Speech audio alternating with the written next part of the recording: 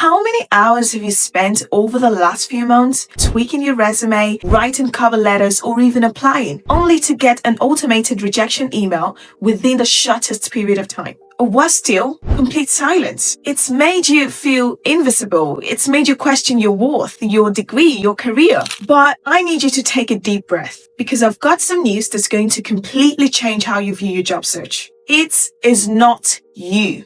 Listen, you are not failing the job market. A groundbreaking study just released out of Stanford University has proven that the global hiring market is fundamentally rigged by something called the Algorithmic Monoculture. Basically, if you get rejected by an AI algorithm at one company, you're likely being automatically blacklisted across dozens of other companies without a single human ever looking at your resume. So, here is the disturbing data that Stanford uncovered, and this is exactly how we fight back. According to data from the World Economic Forum, over 90% of employers now use automated AI systems to screen, rank, and filter job applicants. Say, when you apply to 10 different companies, you're probably thinking that you've got 10 different chances at landing a job. 10 different people, 10 different perspectives. But the Stanford study, published just this month, exposed a disturbing structural reality. Most large organizations don't build their own AI. They all buy their software from the exact same handful of third-party tech vendors. And this creates an algorithmic monoculture. Think of it this way. Imagine if every single company in your sector shares the same biased manager. If that manager decides they don't like what you look like or what your resume looks like, they don't just reject you there. They're going to call company A, company B, company C, and automatically reject you for any future positions. And that is exactly what's happening in the digital world right now. The Stanford research team analyzed a massive data set of 4 million real-world job applications. And the math they found, deeply concerning. They proved that candidate rejections are no longer independent events. Under this monoculture, if you apply to different jobs using the same underlying AI screening vendor, you are rejected across the board at rates significantly higher than random chance. The study showed that even when the application didn't ask for demographic details, the AI found covert proxies for it. The study showed, and I read, of all applications submitted by Asian and Black applicants, 14.74% and 25.87% are submitted to positions that adversely impact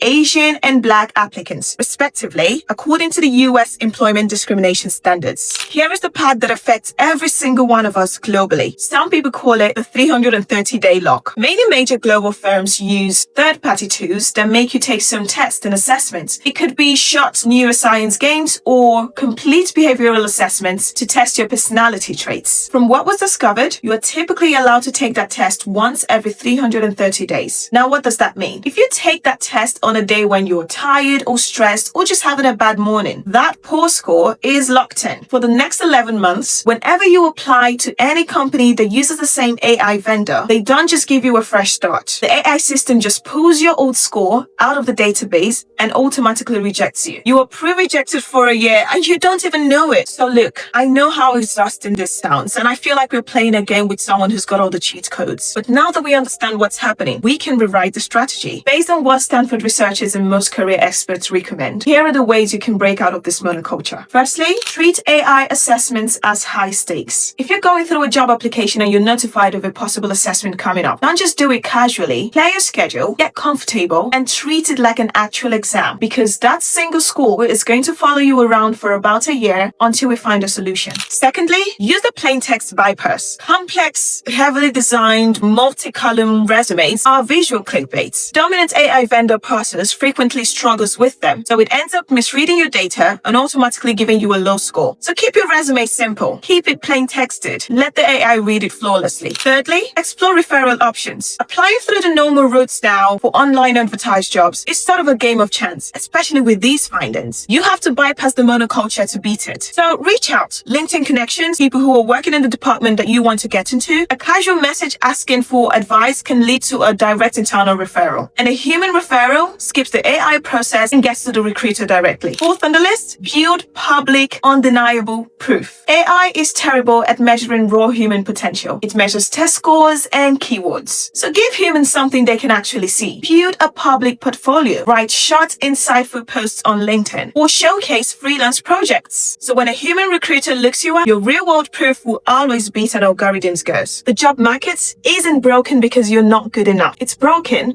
because corporations have outsourced human empathy to a handful of similar algorithms. But I want to hear your stories. Please let me know. What is the worst rejection email you've ever gotten? Have you ever felt like you were completely blacklisted by an industry? Drop your experiences in the comments below. In the meantime, check out my videos on how you can optimize your CV and how you can apply to 9 remote jobs.